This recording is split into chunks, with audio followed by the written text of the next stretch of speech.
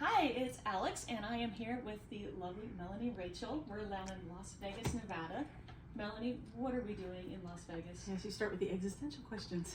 Yes, what happens here stays here, or That's right.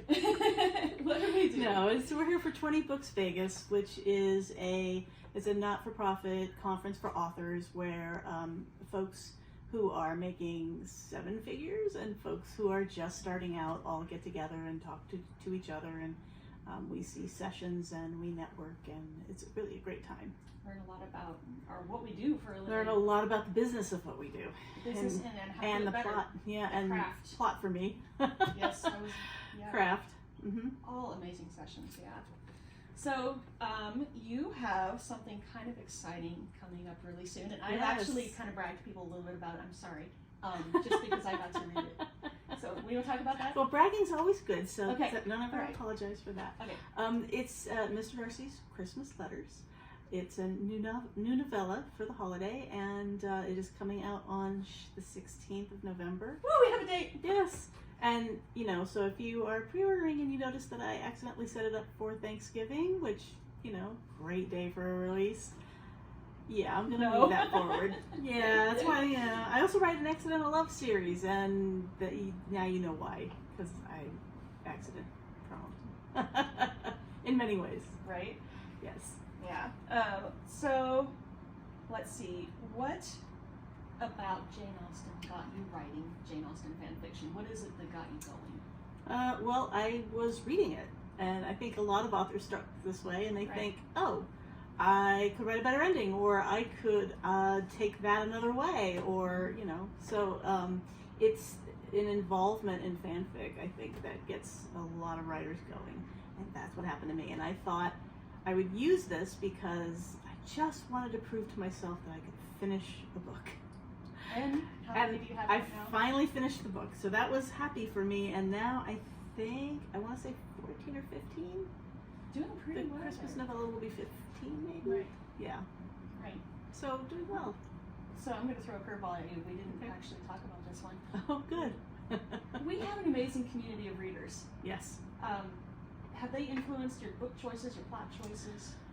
Sort of.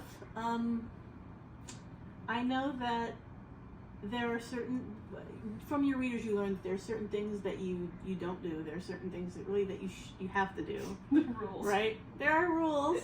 There are rules. I mean, you can do whatever you want, but there are consequences. So, I mean, obviously, my line is Elizabeth and Darcy have to end up together. Yes. There can't be any cheating from either of them.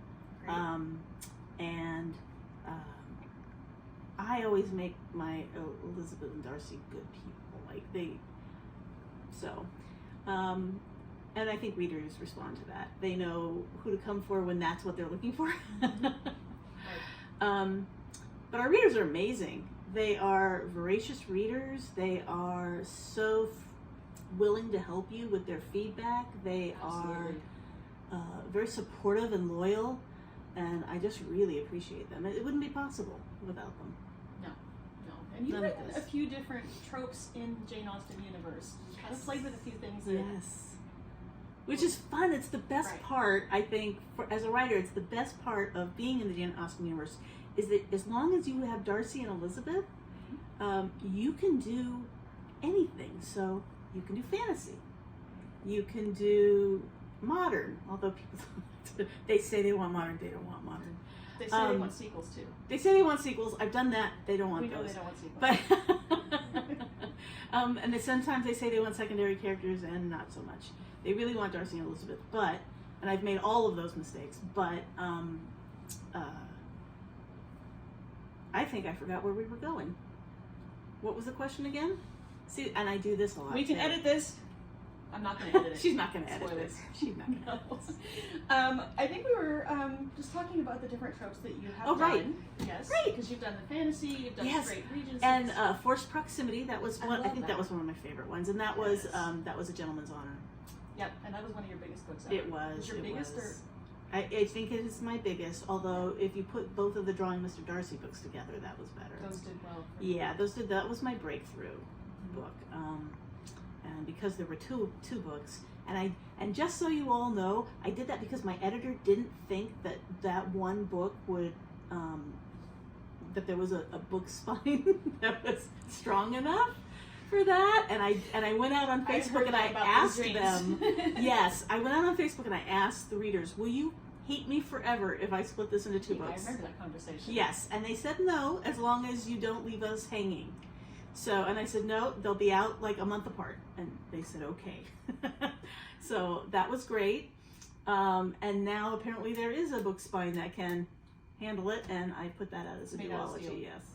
All right, Melanie, what is it about Pride and Prejudice that makes itself so useful, lends itself so well to fan fiction and to making adaptations of the story? Well, 2 things, I think. One is that Jane Austen leaves a lot of gaps in the story. She does, actually. That modern readers kind of want to know. So she never tells us what Darcy looks like. He's tall, he has a noble mien, he's handsome. That's all we know.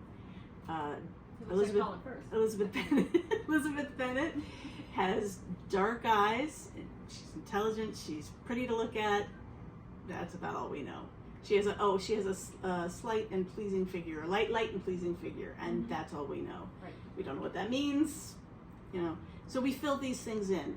There's also a whole month, I think, in Bingley and Jane's courtship that isn't a courtship at the beginning of the book that she just glosses over in a sentence. Mm-hmm. So there's lots of moments like that where a modern reader wants to know what happens. So that's one thing for fan fiction.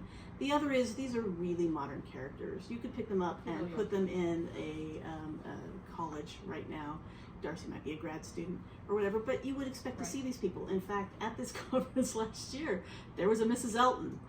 I remember her. Yes, she quite literally said, "Well, I don't know what other people think. You know, I don't know if my newsletter's great. I only know that other people think that it is." I mean, it was very, and I laughed. I thought, wow, and yeah. I think we might have been in that session together. Well, I was in unfortunately, I was in 3 sessions with her, but yeah. So these characters, Jane Austen was such an incisive studier of character, much better than I think Elizabeth Bennet was. Yeah. Even though Elizabeth was supposed to be. You That meet these people on the street. Yes, because people are people.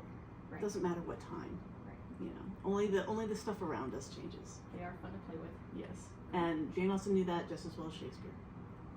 That's right. So what have you got coming up this next year? Well, next year I'm going to finish up the Accidental Love series. I have the next book is an accidental proposal that happens at Rosings, and then an accidental meeting that happens at Pemberley. And that's the series takes part, there are 4 books and they take place in the different parts of the novel, so and they're canon. So the first one was An Accidental Holiday, and that happened at Netherfield. Well, it happens the day after the Netherfield ball.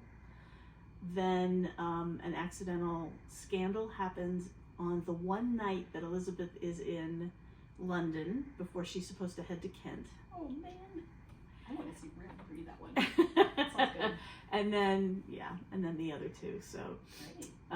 And then I have a full-length novel, a Jaff novel planned, but I'm not going to talk about that yet. It is. I will say that it is an Elizabeth who is better connected and has a little bit more money through her own actions. Yes, I'm excited about that one. Yay! Well, thank you, Melanie, for sitting down with me. Sure. And thank you guys for tuning in. We appreciate you guys. Thanks. And we will talk to you soon.